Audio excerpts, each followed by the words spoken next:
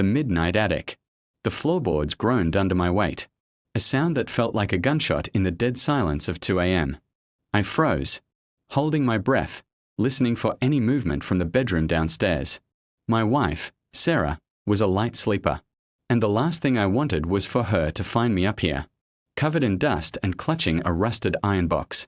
For 10 years, our marriage had been built on a foundation of absolute transparency, or so she thought.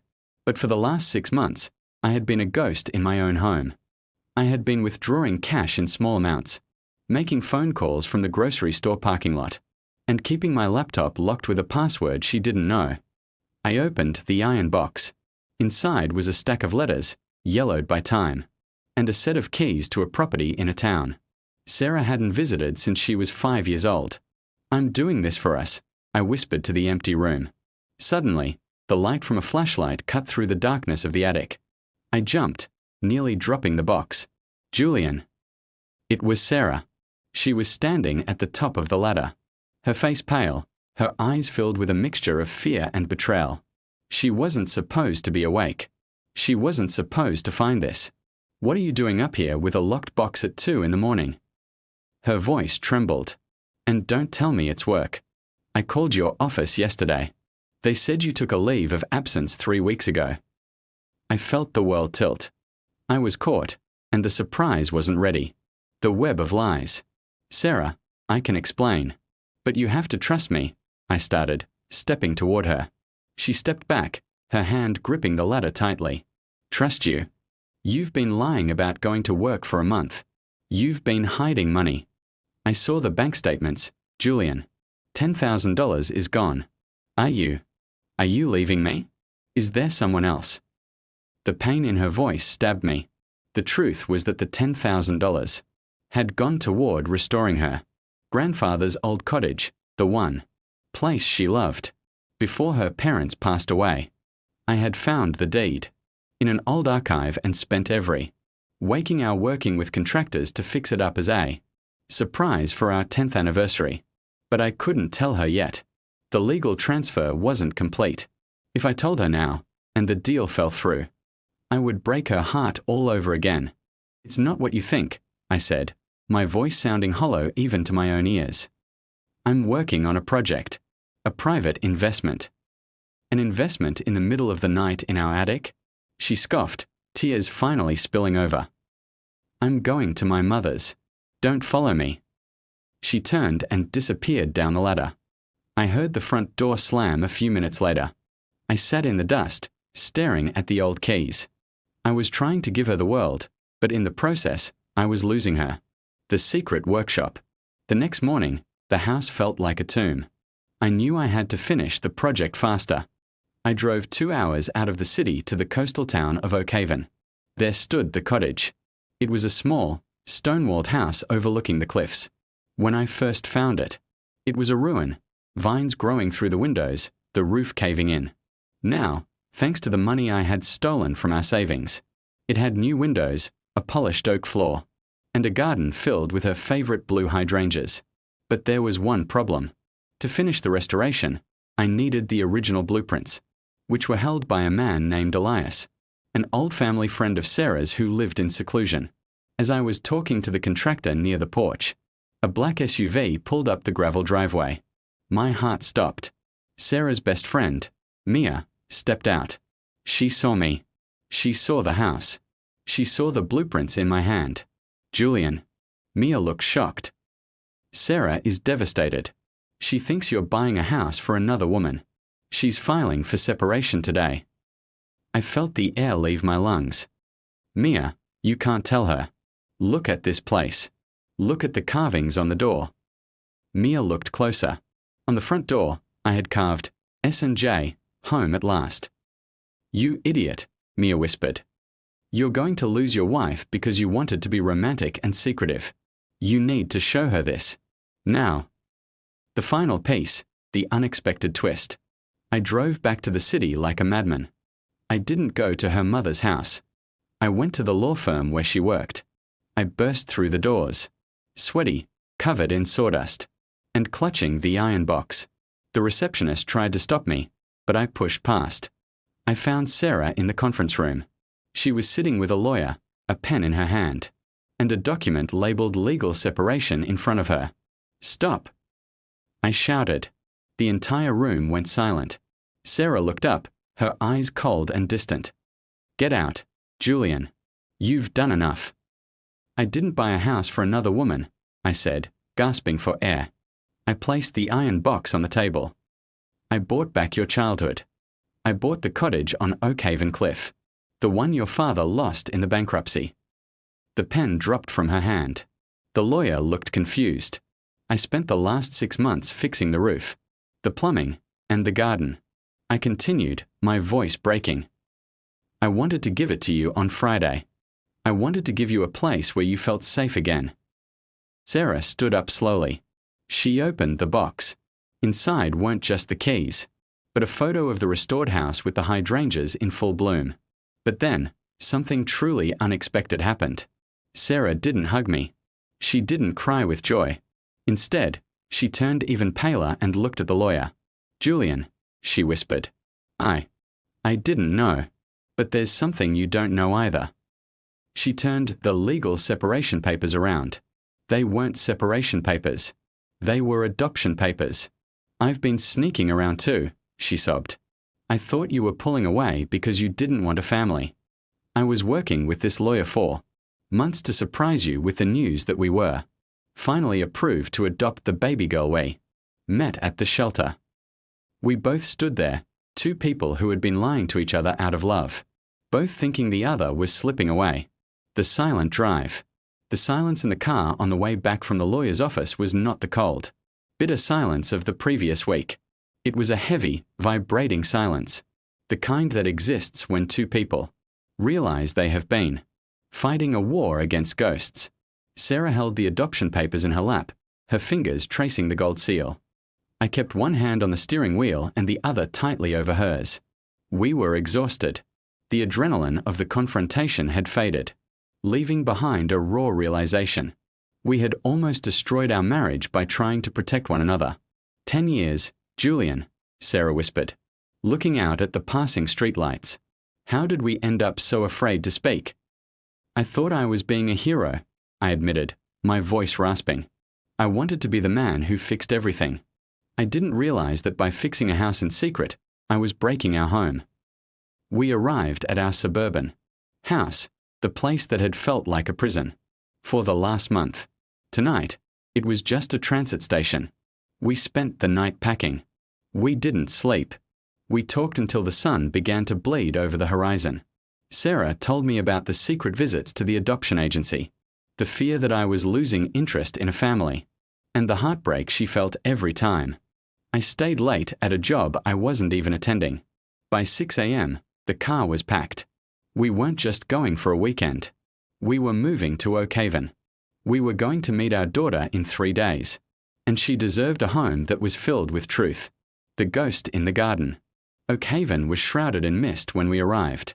The cottage stood on the edge of the cliff, looking like something out of a Victorian painting. The blue hydrangeas I had planted were damp with dew, their petals heavy and vibrant. As I carried the first box inside, Sarah stood at the threshold. She didn't move for a long time. She was looking at the wooden beam above the door, where her father's initials were still faintly visible under the new coat of varnish I had applied. "You remembered," she said, her voice thick with emotion. "I remembered everything you ever told me about this place," I said, setting the box down. "The way the light hits the kitchen at noon, the sound of the waves against the rocks. I wanted you to have it all back." But as the day progressed, a strange feeling settled over us. The house was beautiful, but it felt expectant, as if it were waiting for something. While Sarah was organizing the kitchen, I went out to the shed to find the garden tools. That's when I saw him. An old man, wearing a tattered yellow raincoat, was standing at the edge of our property, staring at the cliffside. He held a rusted metal detector in one hand and a tattered notebook in the other. "Can I help you?" I asked, stepping forward. The man turned. His eyes were milky with age, but his gaze was sharp. "You're the one who bought it," he said. It wasn't a question. "You're the one who woke the house up." "I'm Julian." My wife's family used to own this place. The man let out a short, dry laugh. I know who she is. I'm Elias. I was your father-in-law's best friend. And Julian, you shouldn't have dug up the floorboards in the attic. Some things are buried for a reason. Before I could ask him what he meant, he turned and disappeared into the thick coastal fog, leaving me standing in the cold air with a new, chilling realization. The unexpected situation was far from over. The hidden compartment. That night, the wind howled around the cottage. Sarah was asleep, exhausted from the move. But I couldn't rest. Elias's words haunted me. You shouldn't have dug up the floorboards. I hadn't dug up the floorboards. I had only cleaned them. I took a crowbar and a flashlight and went up to the small crawl space above the master bedroom. I began to tap on the wood, listening for a hollow sound. For 2 hours, I found nothing. Then, under a loose plank near the chimney, my hammer made a distinct thud. I pried the board up. Inside was not jewelry or money. It was a leather-bound diary and a small, hand-drawn map of the Oakhaven shoreline. The diary belonged to Sarah's father. I opened the first page. The date was August 14th, the year Sarah was born. I've hidden it where the salt meets the stone, the entry read. If they find out what I took from the wreck, they won't just take the house. They'll take my life. Sarah must never know that this cottage was bought with blood money. My heart hammered against my ribs. My romantic gesture of buying back this house had just opened a door to a past Sarah never knew existed. Her father hadn't lost the house due to a simple bankruptcy. He had been hiding something valuable and likely dangerous. Suddenly, the floor creaked behind me. Julian. I spun around. Sarah was standing there, looking at the diary in my hand. Her face was a mask of confusion. What did you find? She asked. I looked at the map, then at the diary, then at my wife.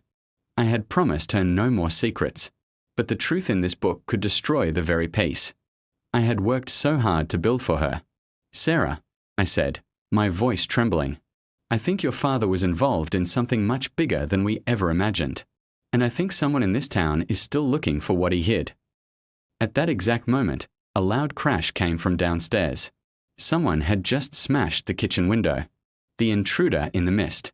I pushed Sarah behind me and grabbed the heavy iron crowbar. Stay here. Lock the door, I whispered. Julian, no. She hissed, but I was already moving. I crept down the stairs, my heart pounding in my ears. The kitchen was freezing, the wind whistling through the shattered glass of the window.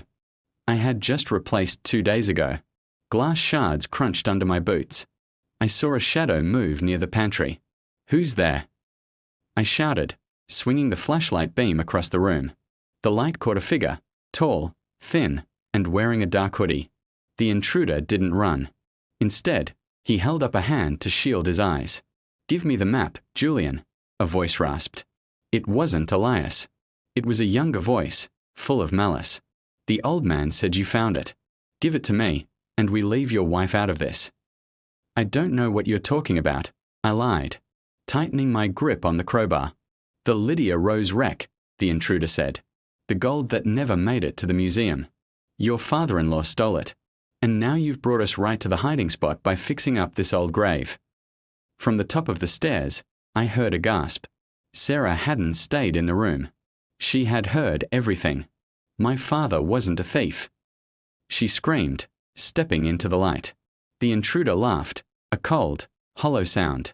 Your father was the best thief Oakhaven ever saw, girl. Now, Julian, the map. Or the house isn't the only thing that's going to burn tonight. The standoff. The kitchen felt like a vacuum, the air sucked out by the intruder's presence. The wind from the broken window whipped Sarah's hair across her face. She looked at me, her eyes searching for denial, but I couldn't give her one. The diary in my pocket felt like a lead weight. The Lydia Rose was a merchant ship, Sarah whispered, her voice trembling but certain. It sank in 1994. My father was on the rescue team. He was a hero. A hero who kept a souvenir, the intruder sneered. He took a step forward, the light from the moon glinting off a blade in his hand. He didn't just save lives, lady. He saved a chest of gold coins meant for the National Treasury. He traded his soul for this cottage, and now, Interest is due. I stepped between them, the crowbar raised. You're not getting anything. Get out of my house. Your house. The intruder stepped into the light. He was young, mid-20s, with a jagged scar running through his eyebrow. This land belongs to the families who lost everything when that ship went down. My grandfather died on that boat while yours was filling his pockets. Before I could respond, the sound of a siren wailed in the distance. Mia, Sarah's friend, must have called the local police after seeing my frantic driving earlier that day.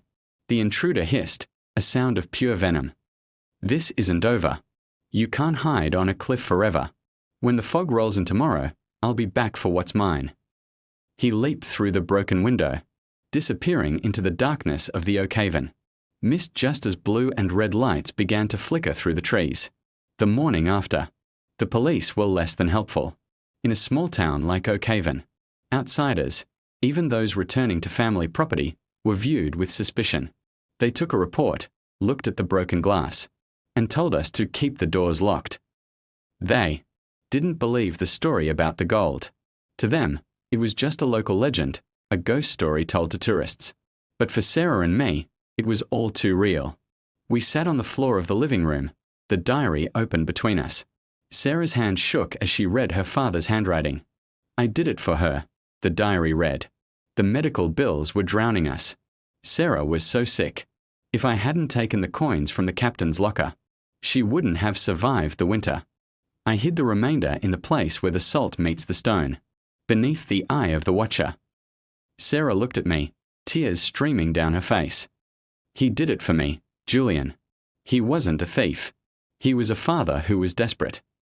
I know, I said, pulling her close. But now we have a choice. We are about to become parents ourselves. We can't raise our daughter in a house built on a secret like this. The Watcher, Sarah said suddenly, wiping her eyes. Julian, there's an old lighthouse ruin 2 miles down the coast. The locals call it the Watcher of the Sea. That's where it is. The Watcher of the Sea. We knew we couldn't wait for the intruder to return. We had to find the treasure first, not to keep it, but to use it as a bargaining chip or to return it and end the curse on this family. We reached the lighthouse at noon. It was a crumbling stone tower, leaning precariously over the jagged rocks. The waves below were violent, white foam exploding against the black stone.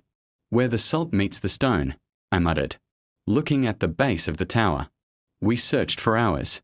My hands were blooded from moving rocks, and Sarah's coat was soaked through with sea spray.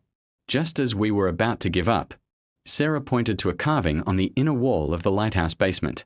It was a small, crudely drawn anchor, the same symbol I had seen in the attic diary.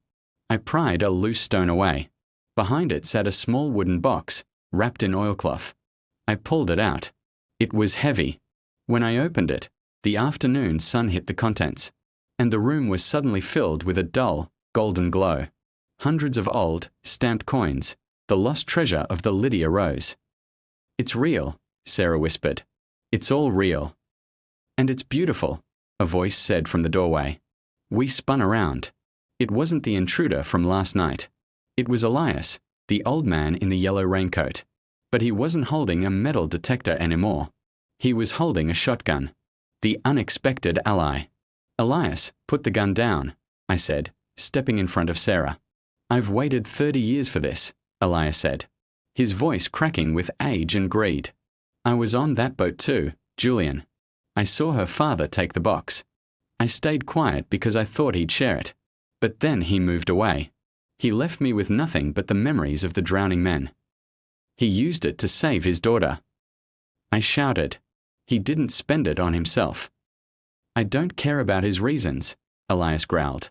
That box is my retirement. Hand it over. Just then, the ground beneath us groaned. The lighthouse, weakened by years of erosion and the recent storms, shifted. A large crack spidered up the wall. The tower is falling. Sarah screamed. In that moment of chaos, the intruder from the night before, the young man with the scar, appeared. Behind Elias. He wasn't there to help. He lunged for the box. The situation was now a three-way collision of greed and survival. Julian, the baby. Sarah cried out, grabbing her stomach. The stress was too much. She collapsed to her knees. I had the gold in one hand and my wife's life in the other. I looked at the box, then at the men fighting over it, and then at Sarah. You want it. I yelled at Elias and the young man. Go get it. I flung the box as hard as I could toward the hole in the wall. It sailed through the air and vanished into the churning. Hungry more of the Atlantic Ocean below. The descent. The box of gold hit the churning water with a splash that was instantly swallowed by the roar of the Atlantic. For a heartbeat, time froze. Elias and the young intruder stared at the empty space where their fortunes had just vanished. No. Elias screamed, his voice a ragged tear in the wind. He lunged toward the edge of the crumbling floor, his shotgun forgotten on the stone tiles. The tower is going, Elias. Move. I yelled, grabbing Sarah and hoisting her into my arms. The lighthouse groaned again, a deep, metallic scream of protesting iron and stone. The crack in the wall widened, letting in a spray of freezing seawater. The young man with the scar didn't wait. Seeing the gold was gone and the floor was vanishing, he turned and bolted out the narrow doorway, disappearing into the mist. He was a coward at heart, driven by a greed that vanished the moment his own life was at risk. But Elias was different. He was a man consumed by 30 years of bitterness. He knelt at the edge, looking down into the abyss. I can see it, he whispered, delusional. It's sitting on the shelf. I can see the gold. Elias, give me your hand. I shouted over the thunder of the crashing waves. The floor tilted sharply. Dust and pebbles rained down from the ceiling. Sarah clung to my neck, her face buried in my shoulder. I reached out a hand to the old man, but he didn't look back. With one final, mournful cry, the section of the floor Elias was standing on gave way. He didn't scream as he fell. He just vanished into the white foam. I didn't have time to mourn. I turned and ran, my muscles screaming as I carried Sarah, through the tilting corridor, and out into the biting salt air just as the base of the Watcher finally surrendered to the sea. The sound of the collapse was like the earth itself was tearing apart. The birth of hope. We sat on the damp grass of the cliffside, watching the dust settle where the lighthouse had stood for a century. We were alive. We were empty-handed. And for the first time in 6 months, we had no secrets. It's gone, Sarah whispered, her voice shaking. The house, the M.